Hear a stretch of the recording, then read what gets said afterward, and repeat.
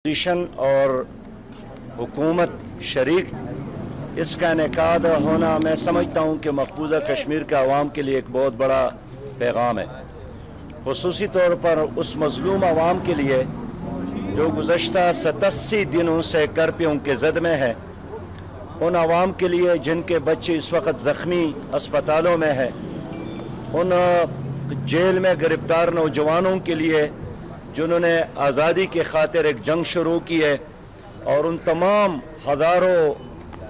वारिसीन शुहदा के लिए जिन्होंने अपने प्यारे इस जिहाद में कुर्बान की है। आज हमने इत्तेफाक तो किया, लेकिन इस इत्तेफाक के नतीजे में और इस करारदाद पास होने के नतीजे में एक बार फिर अपोजिशन ने बाल हुकूमत के कोर्ट में फेंका है, और ये अब हुकूमत की सलाहियत का इम्तिहान है कि वो अपनी सलाहियत को किस तरह कश्मीर के आज़ादी के लिए इस्तेमाल कर रही है। हमने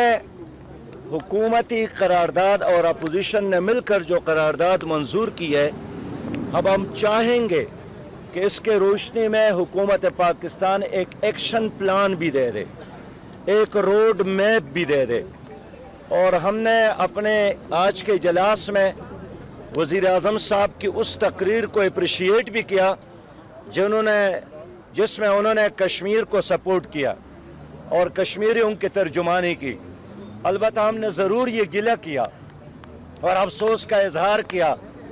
कि यूएनओ के उस कॉन्फ्रेंस में वज़ीर आज़म ने अपनी तकरीर में कुलभूषण की गिरफ्तारी का जिक्र नहीं किया, जो जंग अज़ीम के बाद एक बहुत बड़ा स्कैंडल है। और हमने ये कहा कि अगर ये कुलभूषण की तरह हमारा कोई सरकारी अफसर हिंदुस्तान पकड़ते तो उसको साथ ले जाते और यूएनओ में पेश करते। इस तरह वज़ीर आज़म साहब ने हमने ये भी पूछा कि उन्होंने अपनी तकरीर में 1974 के उस मुआहदे के खिलाफ वर्जी का जिक्र क्यों नहीं किया जो इंडिया ने और बांग्लादेश ने उस मुआहदे के खिलाफ वर्जी की, और उसके खिलाफ वर्जी के नतीजे में अमीर जमात इस्लामी बांग्लादेश मतीउर रहमान निज़ामी और सेक्रेटरी जनरल मोहम्मद हसन मुजाहिद और कासिम अली और सलाउद्दीन अब्दुल कादिर चौधरी को फांसी दी गई, जिन्होंने माफ़ी मांगने से इनकार किया, जिन्होंने रहम की अपील मुस्तरद की। तो हमें हैरानगी है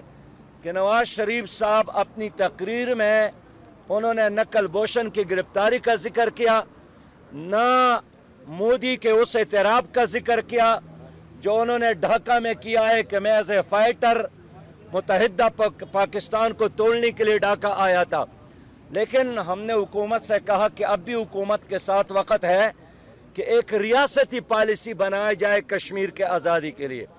इसलिए अगर ये मुहिम और ये इंतफादा नतीजा खेज नहीं बनता है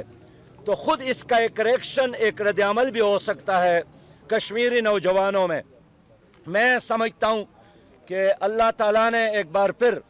पाकिस्तान को एक सुनहरी मौका दिया है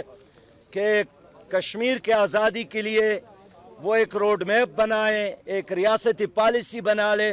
और यूएनओ, सलामती कौंसल, बैनुल-अक़वामी हुकूक की तंजीमें, बैनुल-अक़वामी मीडिया, OIC, यूरोपीय यूनियन, अफ्रीकी यूनियन, इन तमाम कम्युनिटीज़ को पाकिस्तान अपने मौक़िफ़ में अपने साथ मिलाने के लिए जदोजहद कर ले।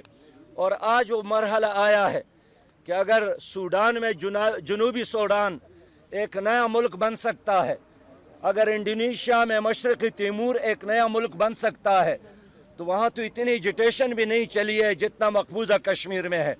और मकबूजा कश्मीर का जो मौजूदा मुहिम है और मौजूदा एजिटेशन है और इंतफादा है, ये 1947 के एजिटेशन से किसी लिहाज से कम नहीं है।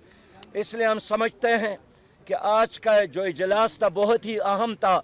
और अब मज़ीद कार्रवाई करना, अमल दरामद करना, ये हुकूमत का फ़र्ज़ भी है। ऐसे इसलिए कि करारदादों से कोई मुल्क आज़ाद नहीं होता है,